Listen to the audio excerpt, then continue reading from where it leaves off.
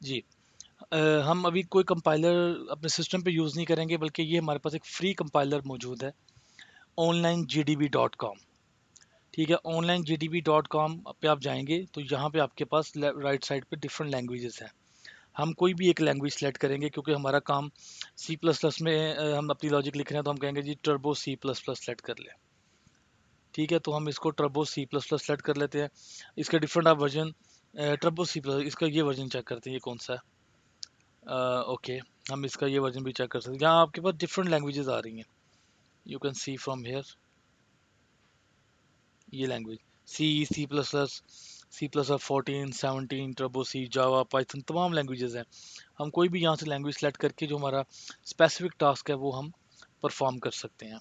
तो let me try with Turbo C plus plus. अब देखिए, हमने बात की थी कि एल्गोरिदम क्या कर रहा है, उसको कुछ स्टार्ट चाहिए। Start, input, output and processing. Start जो होता है, ये होता है कि आपकी जो भी लैंग्वेज है उसका अपना कुछ कंस्ट्रक्ट होते हैं, कि कुछ भी प्रोग्राम लिखने से पहले उस लैंग्वेज की कुछ चीज़ें वो आपको एज इट इज़ लिखनी पड़ती हैं। जो अभी के लिए आपने यही माइंड में रखना है कि वो सी प्लस प्लस में अगर आपने प्रोग्राम लिखना है, तो उसकी ये कुछ आपको स्टार्टअप ऑलरेडी मिल गया हुआ है। ऐसे ही अगर आप लैंग्वेज स्विच करते हैं तो देखें कुछ स्टार्ट आपको मिल रहा है। क्योंकि हमारा फोकस लॉजिक के ऊपर है, इसलिए हम अभी लैंग्वेज को फोकस नहीं करेंगे। लेकिन जस्ट आपको बताने के लिए कि हर लैंग्वेज का एक अपना स्टार्ट है। जावा, देखिए जावा के उसने कुछ अपने कंस्ट्रक्ट बता दिए हैं कि यहाँ मेन है, और वो कुछ इस तरह की चीज़ें लिखी हुई हैं। इसी तरह अगर आप कोई और लैंग्वेज करेंगे, लेट्स सी, सी शार्प, इसके कुछ अपने कंस्ट्रक्ट हैं। तो ये स्टार्ट है, आप ये समझ लें कि दिस इज अ स्टार्ट। और कहाँ पे हर लैंग्वेज में आपको जो भी आपको इंस्ट्रक्ट कर रहा है, जहाँ से भी आप देख रहे हैं, कोई मेरा लेक्चर है या कहीं और से आप देख रहे हैं, तो आपको वो बता देगा इंस्ट्रक्टर कि आपने इसको यहाँ से स्टार्ट करना है। So let talk about Turbo C plus plus. तो हमने हमारे लिए स्टार्ट क्या होगा हमेशा, stdio.h, बल्कि इसकी जगह भी हम आयो स्ट्रीम, एक और चीज़ है वो यूज़ करते हैं। आपने बस ये चीज़ याद रखनी है, iostream dot H, I guess this is iostream dot H, और दैट्स इट। ये आपका स्टार्ट है सी प्लस प्लस में। अगर आपने कोई भी कोड प्रोग्राम स्टार्ट करना है, दिस वन, आपको ये याद रखना है कि आपके पास ये चीज़ होनी चाहिए। अब एल्गोरिदम की तरफ आते हैं, उसमें क्या लिखा हुआ है, इनपुट ए, इनपुट बी। इसका मतलब है कि हमें हमारी लैंग्वेज में फैसिलिटी होगी कि हमने पहले ये लोकेशन बतानी है, मेमोरी बतानी है, इसको बताना है कि भाई तुमने ए जो है डिक्लेयर कर दिया। ये वैसे ही है जैसे आप इंग्रेडिएंट बता रहे होते हैं अपनी कुकिंग रेसिपी के अंदर। और उसके बाद क्या बताया, दो चीज़ें देखिए आप नोट करें, हमने कहा था इंग्रेडिएंट एंड क्वांटिटीज, ये चीज़ बताई जाती है। अब आपको ये पता होना चाहिए हर इंग्रेडिएंट की कोई ना कोई टाइप होती है। अब ये नहीं हो सकता कि कोई आपका इंग्रेडिएंट है और आप उसको किसी भी पर्टिकुलर जो ना टाइप के अंदर रख दे, किसी भी पर्टिकुलर बर्तन में रख दे। एक्चुअली फॉर एग्जांपल, अगर इंग्रेडिएंट में आपके पास वाटर आ रहा है, तो वाटर का एक हम ये कह सकते हैं कि एक उसका सांचा होगा जिसमें वाटर रख सकते हैं। आप ये नहीं कर सकते कि वाटर को फॉर एग्जांपल आप कहें जी एक प्लेन प्लेट है, स्ट्रेट जो यानी कि प्लेट है, उसके अंदर आपने वाटर रखना, नॉट पॉसिबल। वाटर ग्लास में होगा, जग में होगा। ठीक है, इसी तरह हम कहते हैं जी आपके पास जो है, अगर आपने कोई उसके अंदर स्पाइस डालना है, तो स्पाइस क्या हो सकता है, स्पून के साथ आ सकता है। ठीक है, तो वो स्पाइस क्योंकि पाउडर होता है, तो वो उसकी अपनी टाइप होगी। तो यहाँ पे भी हमने इस चीज़ का ख्याल करना है कि जो इनपुट हम लेना चाह रहे हैं वो किस टाइप की होगी। तो हर लैंग्वेज आपको जो टाइप सपोर्ट करती हैं वो मैं अभी आपको बता देता हूँ। हर लैंग्वेज आपको सपोर्ट करती है न्यूमेरिक वैल्यूज़,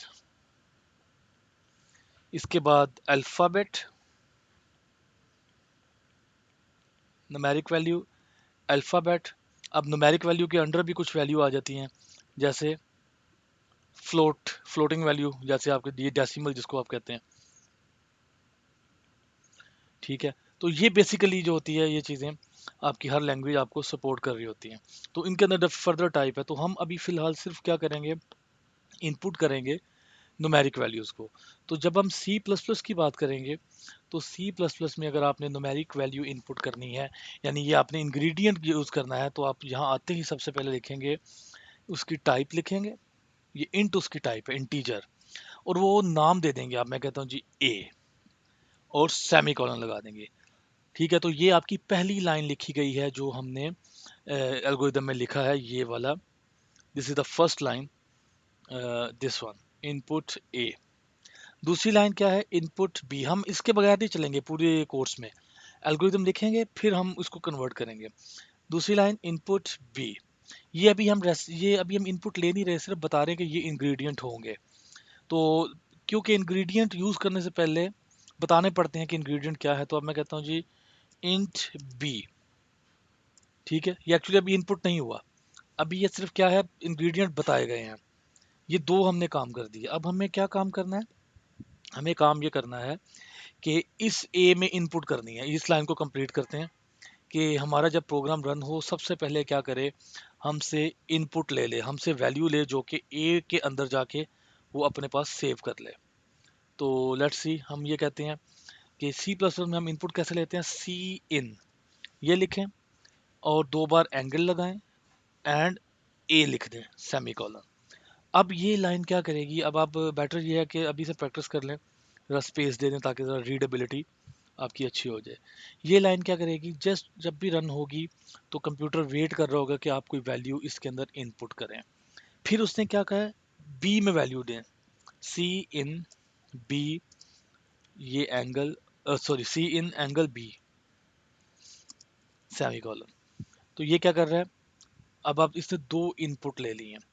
नेक्स्ट स्टेप हमारा क्या था, ये काम, ऐड ए एंड बी। जब भी दो नंबर को ऐड करेंगे तो उसका रिजल्ट हमेशा किसी तीसरे, इनको वेरिएबल कहते हैं, जो ए बी सी है ना, जो इनपुट है, इसका रिजल्ट हमेशा किसी तीसरी लोकेशन पे जाके सेव होना चाहिए, ये याद रखिएगा इसके अंदर।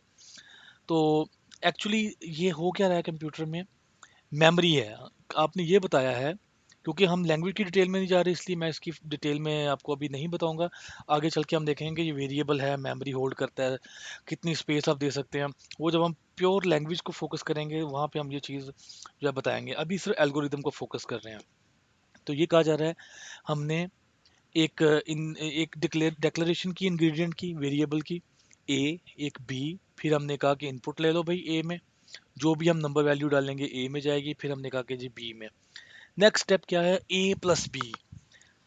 तो यहाँ पे एक मैथमेटिकल ऑपरेशन है ए प्लस बी, तो उसको हमेशा क्या करेंगे, आंसर में कुछ ना कुछ रखेंगे। मैं भी कहता हूँ जी ए प्लस बी सेमी कॉलन, लेकिन क्या है, ये कहीं नहीं जा रहा, ये जस्ट कंप्यूटर कहीं पे कर रहा है। तो हम इसको ये करेंगे कि भाई हमने एक और इंग्रेडिएंट है। आप ये कह सकते हैं कि जब आप मुख्तलिफ इंग्रेडिएंट जो हैं वो आपके मुख्तलिफ जगहों पे पड़े हुए हैं, तो जब आप मिक्स करने के बाद एक फाइनल चीज़ बनाते हैं तो कहीं ना कहीं तो उसको फाइनल प्रेजेंटेबल फॉर्म में रखते हैं ना। तो इसमें भी वही सीन है। तो मैं कह सकता हूँ इंट आंसर फॉर एग्जांपल। तो क्या होगा, answer is equals to a plus b, right. और लास्ट स्टेटमेंट हमारी क्या लिखी हुई है यहाँ पे, प्रिंट करें रिजल्ट को। Let's see this. तो अब हम कहते हैं जी आउट करना, हमने ये इनपुट थी, अब हमारे पास आउटपुट का है, सी आउट। जब भी आउटपुट आएगी, ब्रैकेट्स आपने ये वाला एंगल आपने चेंज कर देना, ठीक है, लेफ्ट, ये अब आपने कर लेना। क्या कर रहा है जी, आउटपुट किस में पड़ी है, हमें पता है आउटपुट आंस के अंदर पड़ी है, तो A N S semicolon, right. Let run it, इसको रन करते हैं, running the turbo C project. ये जी, ये इस वक्त यार रुक रहा है कंप्यूटर, ठीक है, ये ब्लिंक कर रही है स्क्रीन पे, तो इसका मतलब it is asking for input. अभी इसके ऊपर भी मैं अभी डिटेल में थोड़ी सी बात करता हूँ, पहले मैं इसमें कुछ इनपुट दे दूँ, 7। अब मैंने एंटर किया, फिर ब्लिंक कर रहा है, मैं कहता हूँ जी 4, 7 और 4 11 आ गया, ठीक है। क्योंकि हमें पता है ये इनपुट कर रहा था, तो दिस लुक गुड के जी, ठीक है, हमने एंटर कर दिया। एक्चुअली क्या होना चाहिए, इसको प्रॉम्प्ट देना चाहिए पहले, यानी कि इसको पता होना चाहिए। अगर आपके सामने एक बॉक्स आ जाए और लिखा नहीं हुआ कि इस बॉक्स में क्या करना है, तो आपको क्या पता क्या लिखना है। तो इसको ज़रा फर्दर बेटर बनाने के लिए हम इसको नेक्स्ट क्लिप के अंदर देखेंगे कि हमेशा जब भी कभी इनपुट होती है तो इनपुट से पहले एक प्रॉम्प्ट दिया जाता है, यानी एक मैसेज दिया जाता है, जो कि यूज़र के लिए आसानी होती है कि आप ये यानी यूज़र के लिए आसानी होती है इनपुट करने के लिए कि क्या मैं कुछ क्या काम करूं। वरना तो हम, मुझे पता है कि मैंने ये कोड लिखा है तो वो ब्लिंक कर रहा है, कुछ ना कुछ तो वहाँ इनपुट करनी है। लेकिन हर एक जब भी ये किसी को इसका रिजल्ट दिया जाएगा तो वो इसको बिल्कुल भी उसे नहीं पता लगेगा कि ये क्या हो रहा है।